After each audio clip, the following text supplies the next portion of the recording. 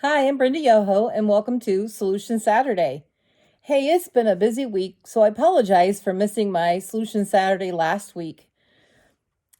I was so busy with grandchildren and also doing my coaching that time just got away from me, and I wasn't able to dedicate enough time to my Solution Saturday to really do it justice. So I skipped it because I didn't want to get on and do a Solution Saturday that was rushed and didn't give it the full thoughts that it needs.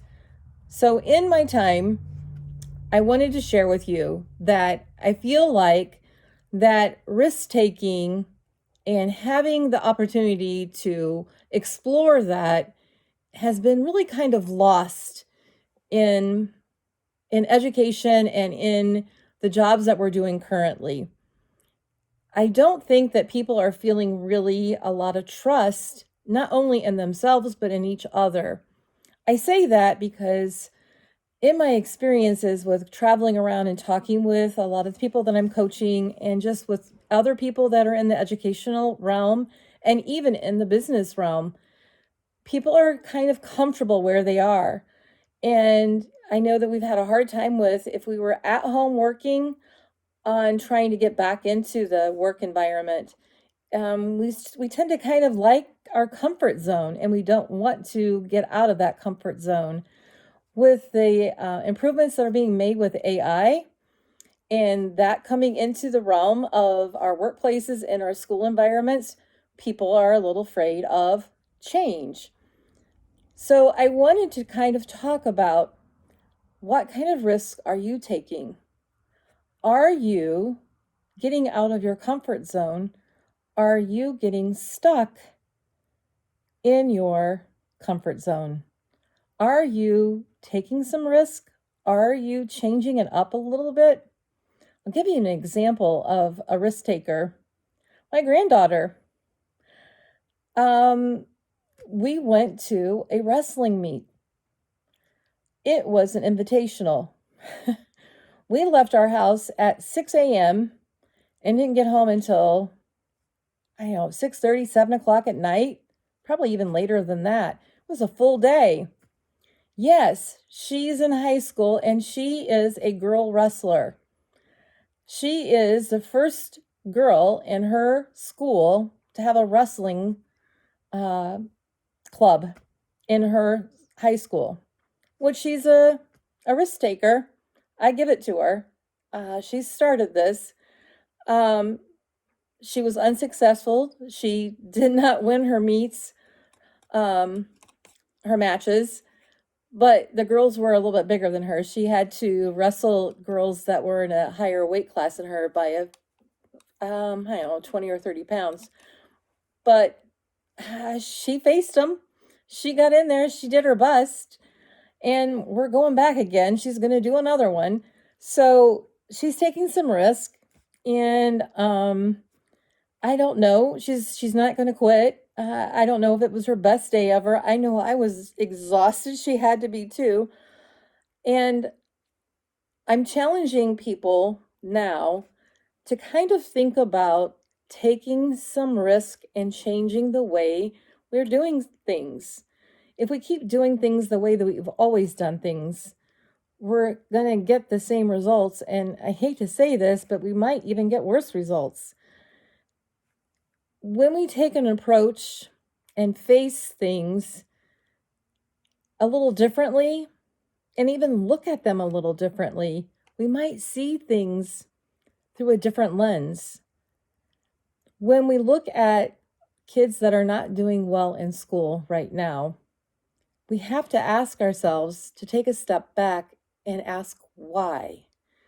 The big question of why. And we can't always say it's because the kids don't want to do the things. Okay, I get it. They might not be wanting to do things, but why?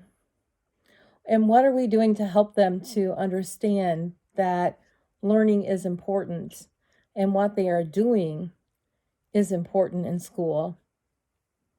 How can we help them to understand what's a priority in life? How are we helping to change that mindset that they have. I'm asking you to change your mindset into what you have and how you're addressing things with the children that we serve, and even with the staff that we serve, and even how you're serving yourself. As leaders, we have to understand we've got to take a step back and take care of ourselves a little bit. We're rushing and rushing and rushing and rushing and not slowing down. And when we're not respecting ourselves and our time, other people aren't going to either. And when we make rush decisions, people pick up on that. And people will pick up if you're answering the people who are yelling the loudest first. We've got to slow down, gather all of our facts before we respond. I used to say before you react.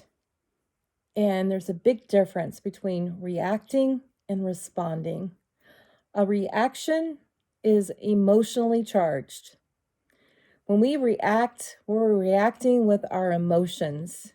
When we respond, we're responding with thinking skills, with our minds, with really thinking things through and really having a plan of action and really understanding in thoughtful ways.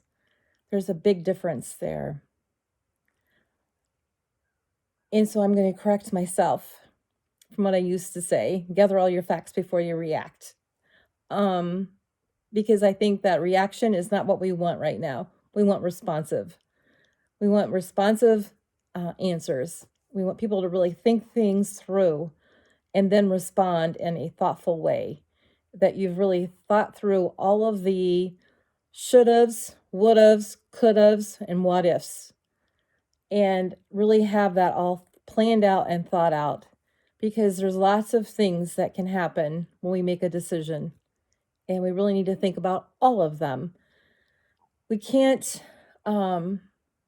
pretend that things are like they used to be before COVID or before any of that, because it's not the same.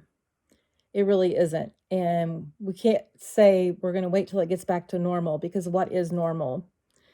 It's not going to get back to normal, because none of us can define normal. We need to meet kids where they are right now and address the needs that they have, whatever they may be, and not add to them.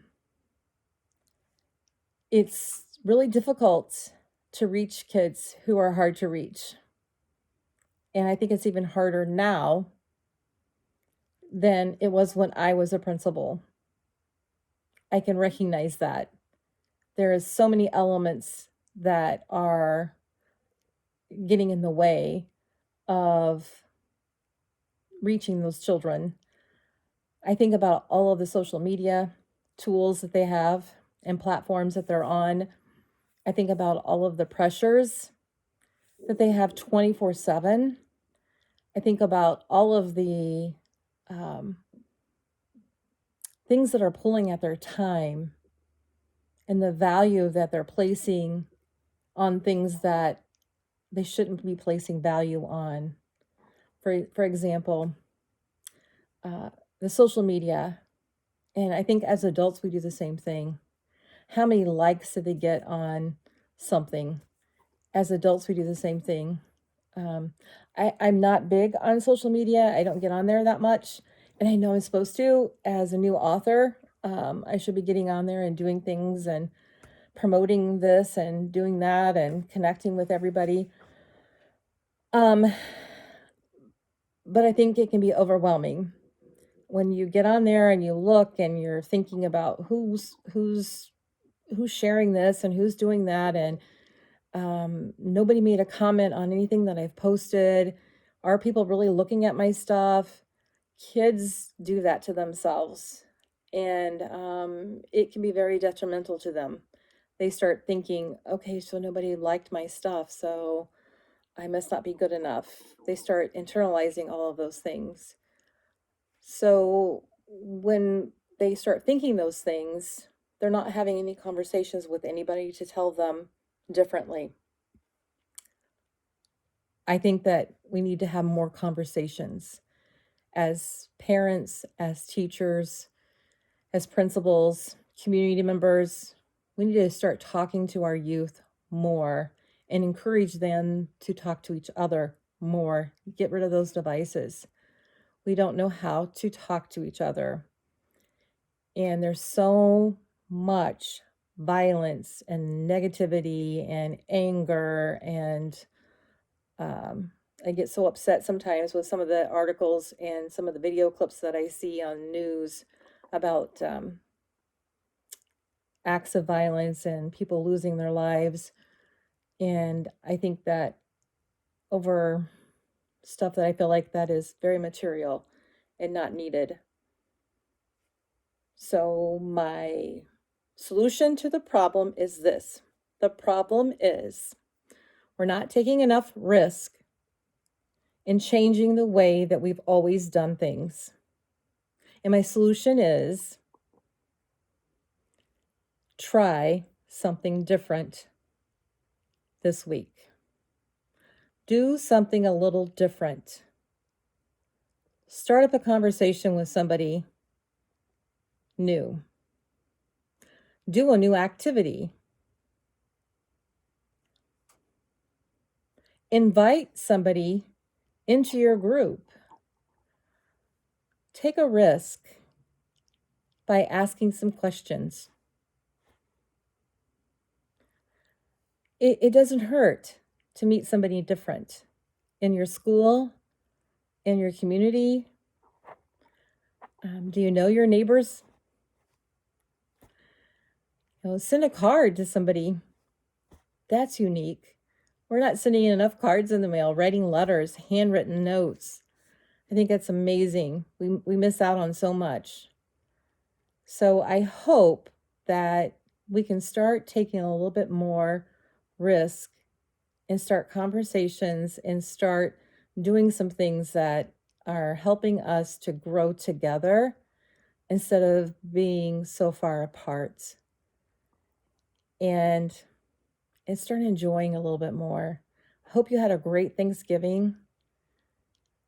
And we have the Christmas season coming up and a brand new year not too far behind. We need to make it better than it is today, tomorrow. Every day should be better than today. Be the solution daily, helping everybody feel good and feel safe. Thank you.